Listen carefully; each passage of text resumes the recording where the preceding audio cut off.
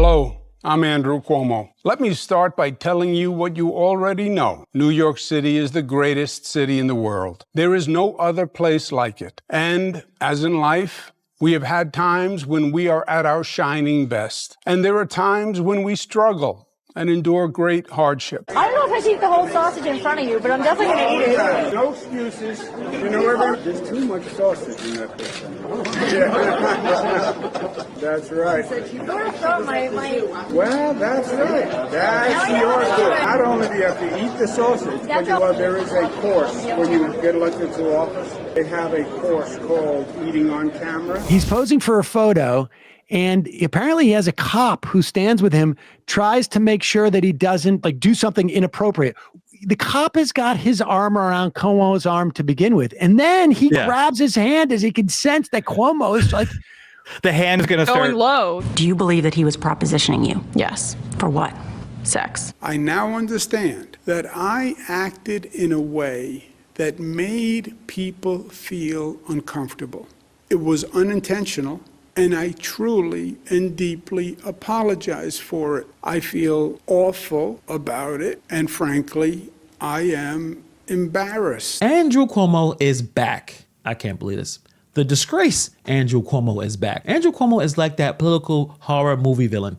You think he's gone, and then boom, he's back, and now he's running to be the mayor of New York City, trying to take Eric Adams' seat. I'm not saying this is going to be easy. It won't be easy, but I know we can turn the city around, and I believe I can help, and that is why I announced my candidacy today for mayor of New York City. Unfortunately, it seems like there isn't anyone else interested in being mayor. We're going to break down how Andrew Cuomo got yeeted out of that office in the first place. The two massive scandals that took him down, the sexual assault allegations and the COVID-19 nursing home cover-up. Both were ridiculously disastrous. As the spotlight intensifies on Cuomo and whether he intentionally tried to hide the true death toll at the state's nursing homes, furious families are just demanding answers. For instance, Agnes Minisal died at age 93 in an Albany hospital just a couple days after her nursing home sent her there. Her son, a registered Democrat, same party as Cuomo, says this isn't about politics. I think there was an intentional cover-up because of the numbers. He's bragging about the numbers in nursing homes,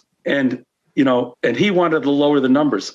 And I know what he's playing with here, and it's just not right. I want the truth. I want justice. And it seems like people may have forgot about this, but we're going to be here to remind you all. But before we get into Cuomo, let's talk about the absolute mess with Eric Adams and the person who took over Andrew Cuomo's job, Kathleen Hochul. So Eric Adams is looking more vulnerable than ever. His administration is drowning in the corruption probe. People have quit his administration. His approval ratings are tanking. Crime, housing, and the migrant issues made him look weak. And it's clear that many people are losing faith in his leadership. The FBI raids and campaign finance investigations have only added fuel to the fire. Meanwhile, the governor of our state of New York, Kathleen Hochul, she's trying to make some power moves, some boss chick moves of her own. She's been steadily stripping power away from Eric Adams, treating him like an unruly employee rather than the mayor of New York City. From taking control of key housing policies to limiting his influence on crime-fighting initiatives, Hochul has essentially put Adams on a political straitjacket. But here's where things get even more crazy for Kathleen Hochul. She's not just flexing on Adams, she's pulling some cutthroat maneuvers on her own lieutenant governor, Antonio Delgado. Hochul is sidelining Delgado to make sure he doesn't gain enough political influence to challenge her authority. Governor Hochul is moving to strip her lieutenant governor, Antonio Delgado, of much of the power of his office after he hints at a primary challenge to her next year. She banished him from his office on the same floor as hers in the Capitol in Albany, took away his offices in New York City and the Hudson Valley, confiscated his state-issued electronic devices, and is reassigning much of his staff, all because he hinted at challenging her for re-election. Maybe she realized what happened to Cuomo. She's the one that took over his job and thought, you know what, I'm not going to have a repeat of that mess by keeping Delgado out of the spotlight and essentially putting him into a political equivalent of a timeout. No speaking, no playing, just sit there and look good. This way, she consolidates power, controls the state political narrative, and prevents any future threats to her re-election campaign or her dominance in Albany. Instead of letting him gain influence, she's treating him like an intern who's only allowed to fetch coffee. This is actually a very classic Cuomo-style governance. Consolidate power, keep political rivals weak, and rule with an iron fist. Except, unlike Cuomo, she's not dumb enough to grope anyone or be a complete creep like Andrew Cuomo. So this is the backdrop of Cuomo's return. He sees chaos, he sees weakness, he sees some power struggles in the political blood in the water, and he's thinking, This is my best chance. So let's break down the scandals that took Andrew Cuomo down in the first place.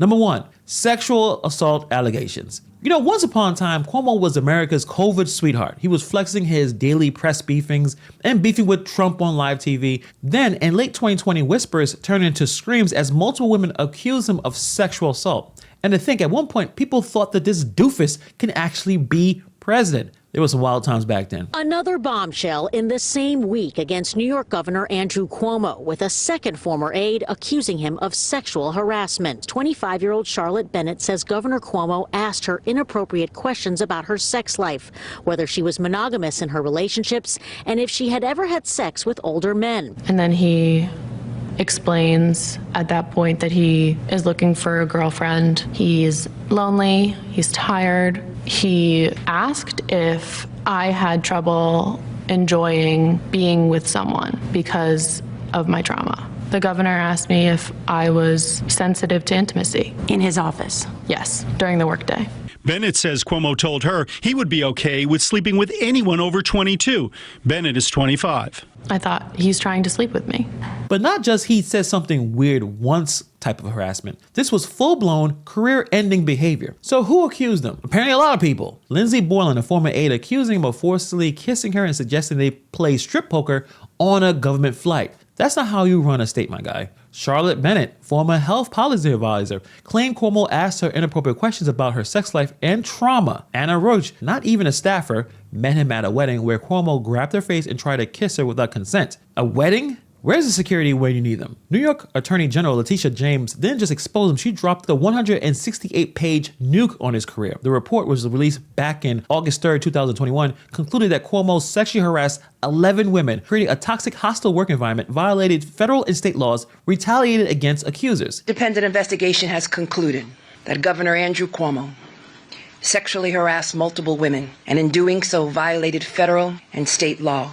Specifically, the investigation found that Governor Andrew Cuomo sexually harassed current and former New York State employees by engaging in unwelcome and non-consensual touching and making numerous offensive comments of a suggestive and sexual nature that created a hostile work environment for women. It was bad. It was so bad that even his own party turned against him. Biden, Pelosi, Schumer, all told him to pack his bags and get the hell out. The New York State Assembly even started impeachment proceedings. Faced with zero support and a fast-track ticket to getting fired, Cuomo resigned on August 10th, 2021. In the most Cuomo move ever, he denied everything and said people just misinterpreted his behavior. Apparently, groping and making sex jokes at work is just old-school Italian charm. Spoiler alert, it wasn't. He was just a complete, utter creep. Let's get into scandal number 2, which was deadly, actually. While the sexual harassment scandal was a knockout punch, the nursing home disaster was the body blow that weakened him. In March 2020, Cuomo's administration issued a horrific policy. Nursing homes had to accept COVID-positive patients discharged from hospitals. So let that sink in. The most vulnerable people were being forced to live with infected patients. It was a death sentence. The numbers were skyrocketing, and people started to ask questions. Cuomo, the ever-political mastermind, had a solution. Just lie about the numbers. It's the people died. We're below the national average in number of deaths in nursing homes. But who cares? They died. Yet Governor Andrew Cuomo's secretary has now admitted that they covered up the state's nursing home death toll. By early 2021, reports surfaced that New York was underreporting nursing homes deaths by as much as 50%. Attorney General Letitia James, yes, her again, dropped another bombshell. The New York Health Department claimed there was about 8,500 nursing home deaths. The actual number? Over 12,000. Cuomo's team hid the real data to protect his image. Remember, he was trying to become president. His top aide even admitted to Democratic lawmakers that they withheld information to avoid a federal investigation. Translation, they knew that they were guilty. His top aide, Melissa DeRosa, telling Democratic lawmakers this week on a private call, "We froze, concerned that the information was going to be used against us," after receiving a request from the Department of Justice last year. This is absolutely disgusting. And this is probably the biggest reason why I don't understand how he's even able to show his face, to even think that he could become mayor after his decisions killed people. It's not an opinion. It actually happened. It just blows my mind that he's even being considered. I guess that's how weak Eric Adams is. He is so weak that a guy that made policies that kill senior citizens is able to jump back in and try to run for mayor. That's the kind of chaos we have here in New York City. And obviously, we even have some more scandals. If mishandling COVID deaths wasn't bad enough, COVID decided to make $5.1 million off the pandemic with his book, American Crisis Leadership Lessons from the COVID-19 Pandemic. He used government staffers to help write and edit the book. He profited off of a crisis that killed thousands and thousands of people. The audacity was insane. New York's Ethics Commission eventually forced him to return millions, but by then the damage was already done. Between the cover up the deaths and the book deal, Cuomo's image as a pandemic hero crumbled. The DOJ launched an investigation, but under Biden's administration, they quickly dropped it in 2021. Of course it dropped. But obviously public trust in Cuomo was shattered. But fast forward to 2025 and Cuomo wants to be mayor of New York City because apparently being the most disgraced governor in recent history thinks he deserves another shot at power. Now, polls show that most New Yorkers do not trust him. The problem is he is still leading the pack with 38% of support. That's probably why he's even trying to do it in the first place. Because right now, to run for mayor, it's probably the weakest right now. Everyone is not liked. So this is probably why he wants to jump in. But his scandals didn't disappear, and a sexual assault survivors still want justice. Nursing homes families didn't forget what happened. They're going to be actively campaigning against him.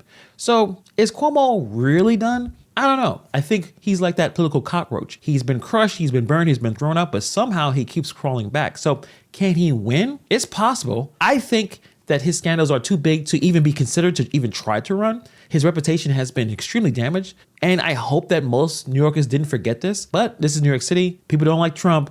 And people think that Eric Adams is with Trump. So I guess this is Cuomo's chance to try to break through and try to become mayor of New York City. So what you guys think about this story? Let me know in the comments below. Thank you for taking time to watch this video. And I'll see you guys in the next video.